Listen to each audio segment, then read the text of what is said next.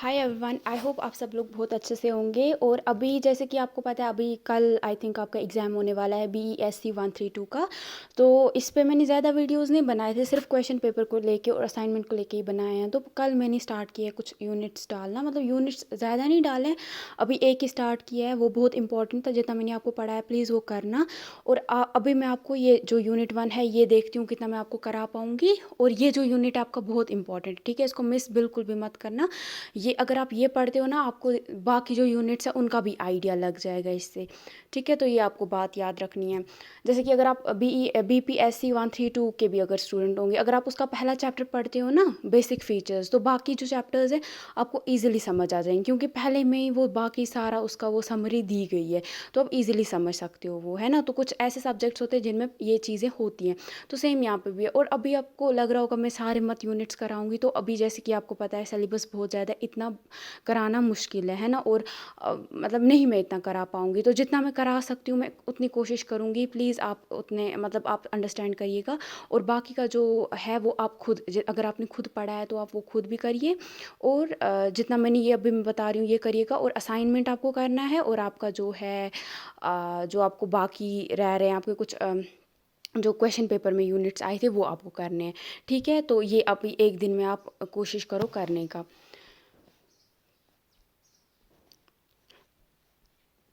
तो हम सीधे पहले जो इम्पोर्टेंट है वहीं पे जाते हैं। तो जो ये यूनिट है आपका, इसमें सब कुछ इंपॉर्टेंट है, ठीक है। तो कहीं से भी इसमें क्वेश्चन आ सकता है। तो प्रेमेबल ऑफ द कॉन्स्टिट्यूशन की अगर हम बात करेंगे, ये जो है प्रेमेबल इसको बोलते हैं। जो कॉन्स्टिट्यूशन है ना, उसका जो पहला पेज होता है जहाँ पे आपको शॉर्ट सी मतलब समरी दी गई है कि हमारे कॉन्स्टिट्यूशन में क्या क्या लोगों को दिया जाएगा और क्यों ये बनाया गया, उसी का ही कब बनाया गया, कब इनेक्ट किया गया, अडॉप्ट कब किया, वो सारा जिस पे लिखा होता है। जो पहला पेज जैसे ही आप उसको टर्न करते हो, जो पहला पेज आता है उसको आप प्रेमेबल ऑफ कॉन्स्टिट्यूशन बोलते हो, ठीक है। तो ये जो आप यहाँ पे आप देख सकते हो, ये सारी चीज़ें इसमें दी गई हैं।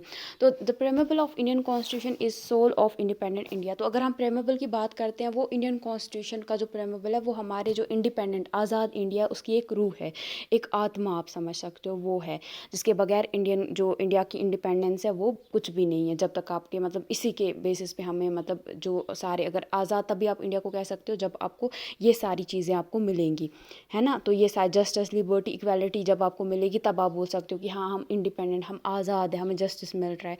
तो ये है आपका।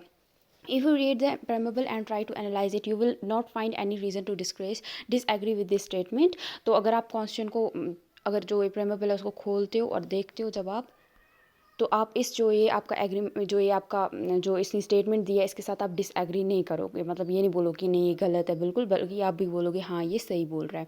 Our constitution is here to ensure that all the people of India are considered equal, all have equal rights to express themselves without fear and prejudices, all have equal access to justice, and all have equal rights to access the opportunities along with provisions of equity to facilitate those who need it. You can say equality and equity are among की core values of our constitution. तो ये जो आप यहाँ पे बोल रहे हैं कि हमारा कॉन्स्टिट्यूशन है वो किस लिए बनाया गया, ताकि जो इंडिया के लोग हैं उन सबको बराबर समझा जाए, सबको इक्वालिटी दी जाए, सबको इक्वल हक मिले कि वो अपने आप को एक्सप्रेस कर सके। किसी के साथ उसकी कहाँ से वो बिलोंग करता है, चाहे वो मर्द है औरत है, चाहे वो किसी भी कम्युनिटी से बिलोंग करता है, उसके साथ उसके बेसिस पे उसके साथ प्रेजुडिस ना किया जाए, भेदभाव ना किया जाए उसको। अपने ये मतलब प्रेजुडिस अलग होता है डिस्क्रिमिनेशन से, थोड़ा डिस्क्रिमिनेशन होता है भेदभाव ना करना। प्रेजुडिस जब आप किसी के टुवर्ड्स होते हो तब आप डिस्क्रिमिनेट करना स्टार्ट करते हो। तो वो यहाँ पे बोल रहा है। तो इसीलिए हमारा कॉन्स्टिट्यूशन बनाया गया था ताकि सबको इक्वल अपॉर्चुनिटीज़ मिले और सबको इक्विटी और इक्वालिटी के साथ रहने का मौका मिल सके। और जो इक्विटी और इक्वालिटी है ये हमारे कॉन्स्टिट्यूशन के दो इम्पॉर्टेंट हिस्से हैं। सबसे पहले जो हमारा जो कॉन्स्टिट्यूशन है इसका प्रेमेबल ये बोलता है कि, तो अगर हम करेंगे बात स्ट्राइविंग फॉर इक्वालिटी में, तो इसमें क्या है मतलब इक्वालिटी के लिए ये करना, जदोजहद करना, तरसना इक्वालिटी के लिए। क्यों? क्योंकि जब ब्रिटिशर्स इंडिया पे रूल कर रहे थे, आपको पता होगा कि कैसे वो लोगों को ट्रीट करते थे, है ना। तो अगर आपने पढ़ा होगा हिस्ट्री तो सबको पता ही है थोड़ी बहुत, तो आपको पता होगा कितने बुरे तरीके से वो सबको ट्रीट करते थे। बाहर के लोग अपने वहाँ के ब्रिटिशर्स को लाते थे, उनको बहुत अच्छे से उनको ट्रीटमेंट देते थे, वहीं पे जो यहाँ पे रह के यहाँ के लोगों के साथ वो भेदभाव करते थे। और ये नहीं छोटा मोटा, बहुत बुरे तरीके से वो मतलब उनको ये करते थे। टैक्सेस बहुत हैवी लगाते थे और भी बहुत सारी बुरी बुरी चीज़ें करते थे। जो अगर ये वाला हमारा पॉइंट है, इसमें the struggle for freedom from British rule included within it the struggle of large groups of people who not only fought against the British but also fought to be treated more equally. तो अगर हम ये करेंगे बात जो आज़ादी के लिए जो स्ट्रगल चल रही थी, ब्रिटिश रूल जब यहाँ पे था इंडिया में, तब जो लोग आज़ादी मांग रहे थे उस टाइम पे, वो एक तो आज़ादी तो वो मांग रहे थे, मतलब ये इनसे, इसके साथ साथ वो क्या कर रहे थे, वो इक्वालिटी के लिए भी लड़ रहे थे। मतलब वो चाह रहे थे कि हमें इक्वल ट्रीटमेंट दिया जाना चाहिए। एक तो आज़ादी तो चाहिए ही थी, वो अपनी जगह पे थी, बट साथ में हमें इक्वल जो ट्रीटमेंट है वो मिलना चाहिए। जैसे कि दलित हो गए, जो हमारी वुमेन हो गई, जो औरतें होती हैं, उनके साथ भेदभाव होता था। ट्राइबल जो पहाड़ी इलाकों से बिलोंग करते हैं, जो दूर दराज इलाकों में होते हैं ना, जिनको ट्राइब का वो एसटी पे दी जाती है, शेड्यूल्ड ट्राइब जो जिनको हमारी कॉन्स्टिट्यूशन में मिलती है वो, और पीजेंट्स वगैरह हैं, वो उनके साथ जो इनइक्वालिटीज़ होती थी उनके साथ, जो उन्होंने जो इनइक्वालिटीज़, जो भेदभाव उनके साथ होता था, जो उनको मतलब अनइक्वल ट्रीटमेंट मिलता था, उसके लिए वो अब लड़े और अपनी जान उसके लिए यहाँ तक दे दी। When India became an independent nation in 1947, our leaders too were concerned about different kinds of inequalities that existed. Those who wrote the Constitution of India, a document that laid out the rules by which a nation would function, were aware of the ways in which discrimination had been practiced in our society and how people had struggled against this. So these leaders set out a vision and goals in the Constitution to ensure that all people of India were considered equal. This equality of all persons is seen as a key value that unites us all as Indians. Everyone has equal rights and opportunities. What makes people equal? We will focus on the dimension of equality which need to be addressed to ensure equal rights and opportunities for everyone. तो देखो, अगर हम यहाँ पे जब हमारे जब India आज़ाद हुआ 1947 में, जो हमारे लीडर्स थे जो कि आगे बढ़ के जिन्होंने आज़ादी के लिए लड़ा, उनको ये मतलब सब उनको पता था कि हमारे यहाँ पे किस किस्म की इनइक्वालिटीज़, अलग अलग किस्म की इनइक्वालिटीज़ हो रही हैं। और उसके बाद जिन्होंने हमारा कॉन्स्टिट्यूशन लिखा, जैसे कि B.R. अम्बेडकर हो गए, और भी नेहरू जी हो गए, और भी बहुत सारे ऐसे लीडर्स थे, पटेल हो गए, सरदार वल्लभ भाई पटेल जी हो गए, और भी बहुत सारे हैं, मतलब बहुत ज़्यादा है जिन्होंने हमारा मिल्क की कॉन्स्टिट्यूशन लिखा। उन्होंने ऐसे हमारे जो ये डॉक्यूमेंट है, जो ये कॉन्स्टिट्यूशन जब लिखा, उन्होंने उनको जो भी इनइक्वालिटीज़ पता थी, उन्होंने उन सब को मद्देनज़र रख के हमारे लिए, सब के लिए ऐसे राइट्स रखे, ऐसे चीज़ें कॉन्स्टिट्यूशन में डाली, ताकि जिससे आगे जाके ये जो डिस्क्रिमिनेशन हो रहा है, लोगों के साथ भेदभाव हो रहा है, वो ना हो। तो इसलिए इनका ये था कि ये सब लोगों को, हर एक लोग को, हर एक इंसान को इक्वल समझा जाए हमारी सोसाइटी में। ये उनका सबसे बड़ा विजन था, सबसे बड़ा गोल था जो कि उनको करना था हासिल। तो जो ये इक्वालिटी जो सब इंसानों को इंडिया में मिलनी चाहिए, ये है हमारे जो सब इंडियंस को, जो जितने भी इंडियंस हैं, मतलब हर एक जो इस कंट्री में रहता है, उन सबको यूनाइट करती है। ठीक है, तो ये है यहाँ पे आपका। उसके बाद है, जैसे कि आपको पता है, इंडिया में उससे ब्रिटिशर्स के आने से पहले भी बहुत सारी इनइक्वालिटीज़ होती थी, वो तो वो करते ही थे, बट स्टिल उसके बाद अगर आप वर्ना सिस्टम देखोगे, उसमें भी जो ये एक सबसे ऊपर ब्राह्मण्स होते थे, फिर उसके बाद आपका क्षत्रियाज होते थे, फिर आपके वैश्याज होते थे, और उसके बाद शूद्राज होते थे, जिसमें आपको शूद्राज के साथ सबसे ज़्यादा बुरा ट्रीटमेंट किया जाता था। तो ये कहाँ पे लिखा है कि किस किताब में लिखा है कि आप ये कर सकते हो? मतलब मत है कि ये, मतलब आपको लगता है एज ए ह्यूमन बीइंग, अगर आप इस चीज़ को देखोगे, जिस इंसान के साथ सबसे ज़्यादा गलत ट्रीटमेंट हो रहा है, वो कैसे जिएगा अपनी ज़िंदगी? उसके वो तो फिर आप क्या, मतलब हम तो फिर ये बोल रहे हैं कि वो इंसान नहीं है, तो उस इंसान के साथ गलत हो रहा था। सेम हमारे जो कॉन्स्टिट्यूशन के जो लोग थे, जिन्होंने बनाया, जो हमारे लीडर्स थे, उनको ये बात पता थी कि वो बहुत पढ़े लिखे लोग थे, उनका जो विजन था बहुत आगे देखने का था। तो उनको पता था कि ये चीज़ गलत हो रही है, इस चीज़ से हमें लड़ना है और सबको इक्वल ट्रीटमेंट देना है। इसीलिए हमारे यहाँ पे आप देखोगे अलग अलग जो शेड्यूल ट्राइब्स को जो है उनको रिजर्वेशन दी जाती है, शेड्यूल कास्ट को दी जाती है, और वुमेन के लिए आपके यहाँ पे रिजर्वेशन है ना। तो इसीलिए ये दी गई थी। बहुत सारे आप लोग बोलेंगे कि रिजर्वेशन क्यों दी गई, ये वो, अगर वो हिस्ट्री को पढ़ेंगे फिर उनको समझ आएगा कि क्यों दी गई है, इसके पीछे क्या ऐसा मकसद था। अगर उनको, जब वो उस हिस्ट्री को पढ़ेंगे, फिर उनको लगेगा कि हाँ, कहीं ना कहीं ये जस्टिफाइड है कि हमें कुछ टाइम तक, जब तक वुमेन अपने पैरों पे, हर एक औरत नहीं खड़ी हो सकती है, हर एक औरत बाहर आके नहीं, मतलब अपने राइट्स को लिए लड़ सकती है, या जो ट्राइबल्स के साथ जो भेदभाव होता है, हर एक अपना जो ट्राइबल है, जो या बहुत गरीब लोग हमारी सोसाइटी में रहते हैं, उनको अपने जो राइट्स हैं बेसिक, उनके जो वो रोटी कपड़ा मकान नहीं मिलता है, तब तक ये जो आपका ये जो रिजर्वेशन है, ये जस्टिफाइड है। अब है कि जब ये ख़त्म हो जाता है तब आप ले सकते हो, ऐसा नहीं है कि आप हमेशा ये रखोगे। तो ये चीज़ है यहाँ पे। मैं कहाँ से कहाँ पहुँच गई। तो अब है उसके बाद आपका डायमेंशंस ऑफ इक्वालिटी। अब इक्वालिटी के अलग अलग पार्ट्स हैं, जैसे कि एक पॉलिटिकल इक्वालिटी होती है, फिर सोशल इक्वालिटी होती है और इकोनॉमिक इक्वालिटी होती है। तो अगर हम जो पॉलिटिकल इक्वालिटी है ना, इसमें हम अगर बात करेंगे, जैसे कि यहाँ पे आपका ये आ जाता है ना, सबको, हर एक जो हमारे यहाँ पे रहता है उसको सिटीजनशिप मिलनी चाहिए। ये नहीं कि आप उसको उसके रिलीजन के बेसिस पे या उसके जेंडर के बेसिस पे उसके साथ भेदभाव करते हो और उसको फिर सिटीजनशिप नहीं देते हो। तो ये आपका यहाँ पे आपको सबको इसमें सिटीजनशिप हो गया, पॉलिटिकल राइट्स में यही राइट टू वोट हो गया, और बाकी और जो इलेक्शन में उठना, वो ना लड़ना, वो सारा इसमें आ जाता है आपका।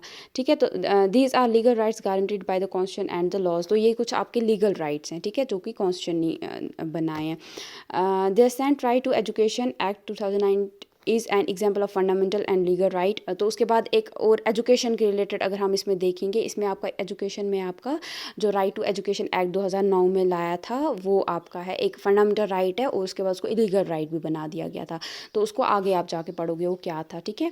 तो ये आपका पॉलिटिकल इक्वालिटी, जो कि ये वाला राइट जो है ये आपको पॉलिटिकल इक्वालिटी देता है। उसके बाद है सोशल इक्वालिटी। सोशल इक्वालिटी हो गया आपके सोसाइटी में जहाँ पे आप रह रहे हो, जो कि मतलब ऐसी कुछ चीज़ें थी जब आप किसी के साथ, शुद्रास के साथ आप देखो, उनको क्या बोला गया कि किताब में लिखा है कि जो शुद्रास है वो हमेशा सिर्फ काम करेंगे, मतलब बाकी तीन जो वर्णास है उनको सर्व करेंगे, उन्हीं के काम करेंगे, और वो पढ़ नहीं सकते हैं, लिख नहीं सकते हैं।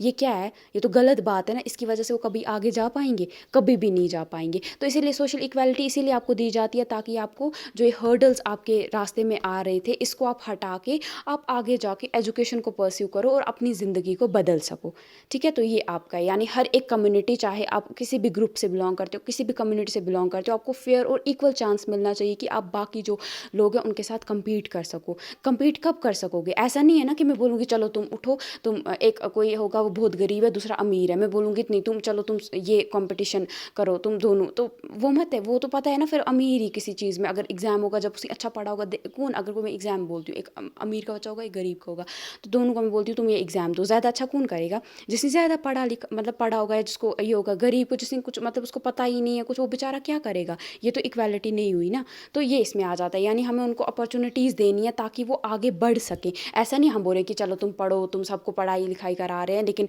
कैसे वो करेंगे, कैसे उन तक पहुंचेगी वो चीज़ हम देख ही नहीं रहे हैं। तो ये यहाँ पे आ रहा है सोशल इक्वालिटी में।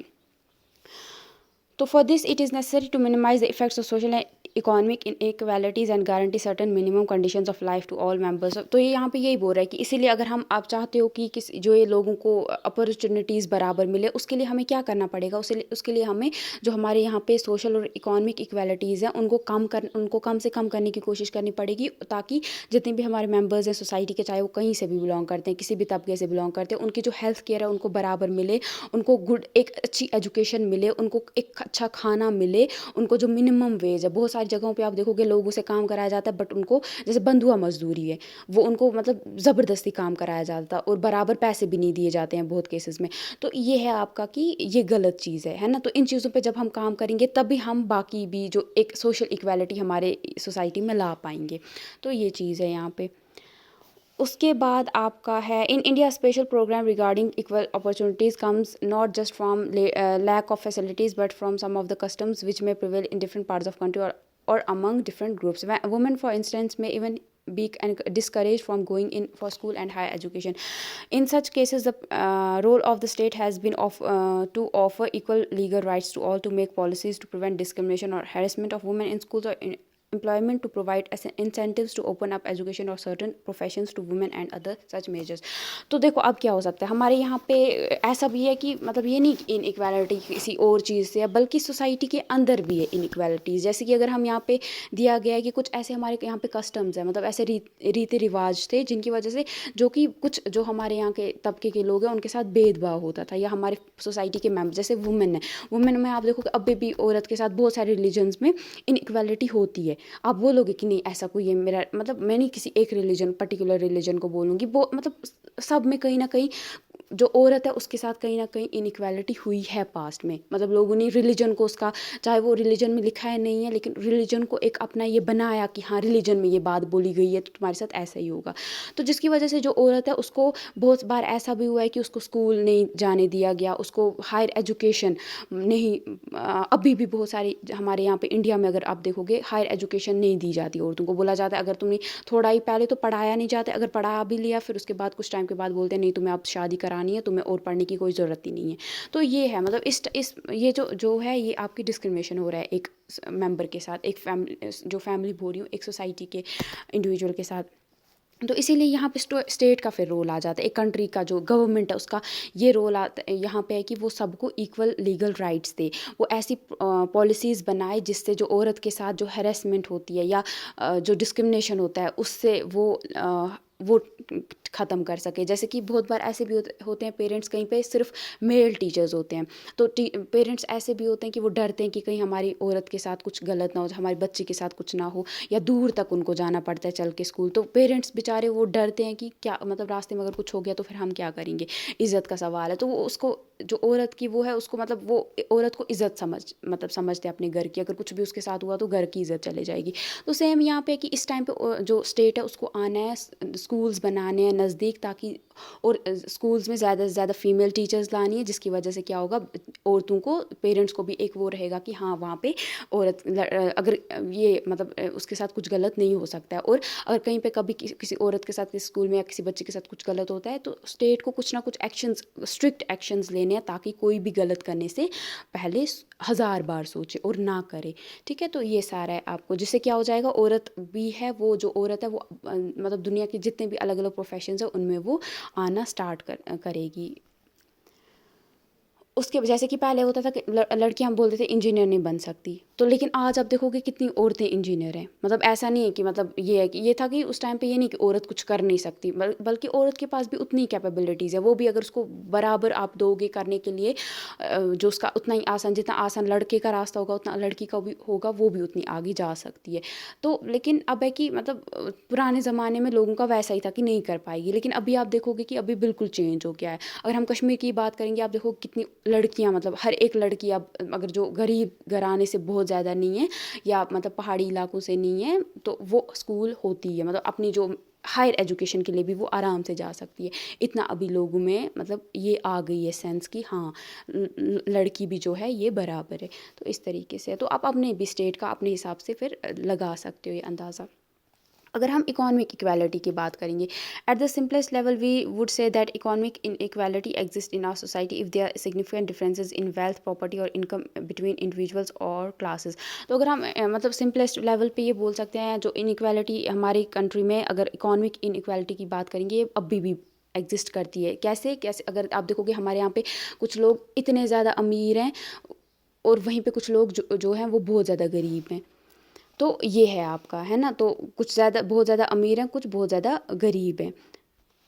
तो जिसकी वजह से जो है मतलब क्लासेस अब बन चुकी हैं हमारे सोसाइटी में, है ना। तो most democracies today try to make equal opportunities available to people in the believe that this would at least give those who have talent and determination the chance to improve their economic condition. तो इसीलिए मतलब जितनी भी हमारे यहाँ पे अब world की अगर बात करें डेमोक्रेसीज है, वो हमेशा कोशिश करती है कि वो हर एक जो तबके का इंसान है, चाहे अमीर है गरीब है, उनको इक्वल अपॉर्चुनिटीज़ दे, ताकि जो लोग हैं उनका ये जो एक है मतलब जिन लोगों के अंदर, यानी वो लोग जो कि लाइफ में कुछ ना कुछ करना चाहते हैं, जिनके अंदर टैलेंट है और वो उसको पैसे की कमी की वजह से अपने जो इकोनॉमिक जो उनके साथ जो प्रॉब्लम है उनकी वजह से वो आगे नहीं बढ़ पाते हैं, तो उनको वो एक चांस, फेयर चांस मिले, ताकि वो अपनी जो इकोनॉमिक कंडीशन है वो उसको ये कर सके। जैसे कि स्कॉलरशिप्स दी जाती हैं या और कुछ जो स्टेट है जो वो हेल्प करता है लोगों की, ताकि वो लोग आगे आ सकें और अपनी जो लाइफ है उसको बदल सके, अपनी जो प्रॉब्लम्स है उनको ठीक कर सके और स्टेट के लिए भी एक अच्छे सिटीज़न, कंट्री के भी एक अच्छे सिटीज़न बन सकें।